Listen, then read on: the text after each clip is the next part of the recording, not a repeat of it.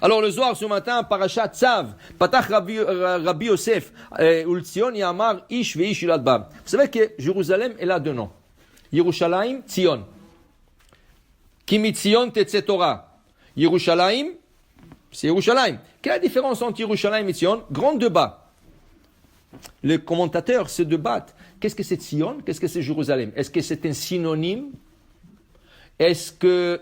Alors apparemment, il y a deux côtés à Jérusalem. Côté ouest, côté est.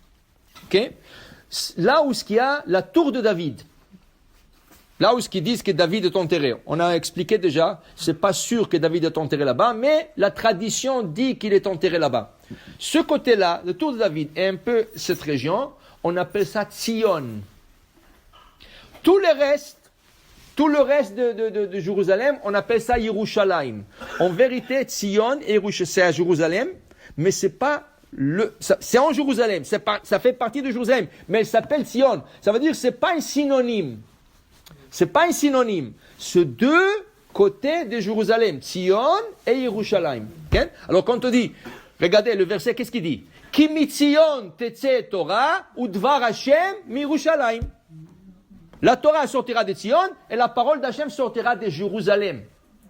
On comprend? Et qu'est-ce qu'il y a à Jérusalem? Le Beth Amikdash. À Jérusalem, il y a le temple. La parole d'Hachem, d'où est-ce qu'elle sort? Du temple. D'où est-ce que sort la parole d'Hachem? Le Kodesh HaKodashim, il y avait l'arche sainte. Et qu'est-ce qu'il y avait sur l'arche sainte? Les chérubins. Où sortait la parole d'Hachem? Entre les chérubins. Le deux chérubins qui faisaient comme ça avec les ailes.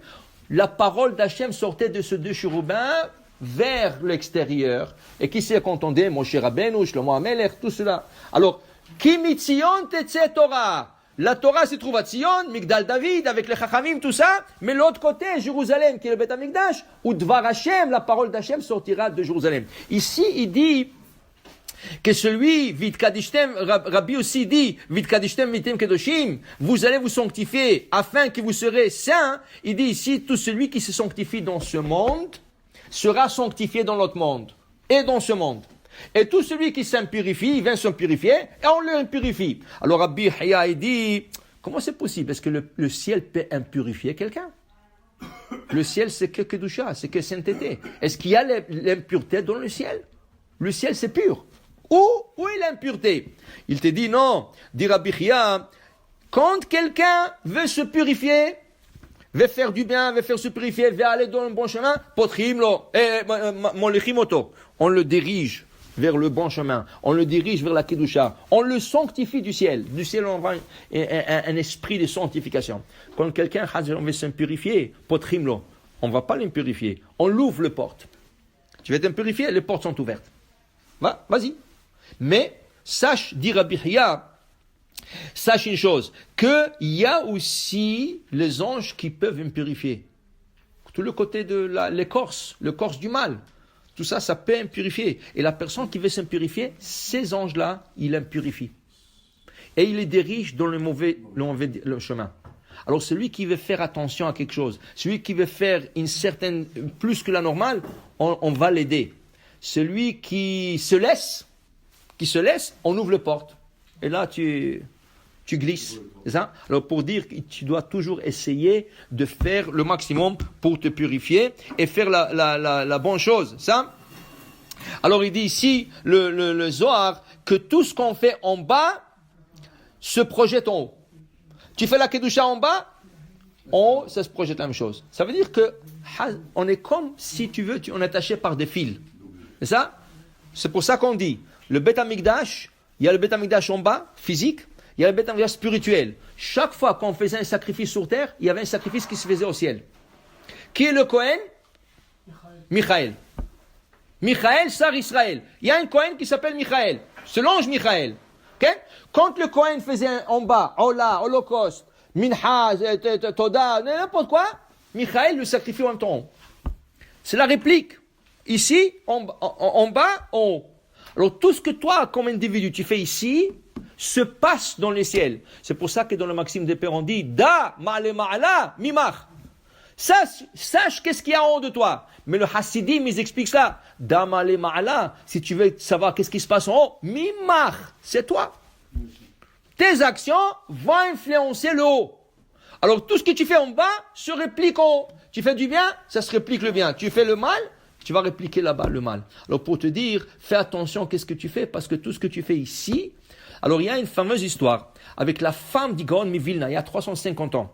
La femme du Gaon Mivilna avait un ami, et un jour ils ont fait une collecte de tzedaka pour une cause très très importante. Et ils ont marché ensemble, et ils ont vu quelqu'un, et ils sont arrivés à ramasser la somme qu'ils avaient besoin.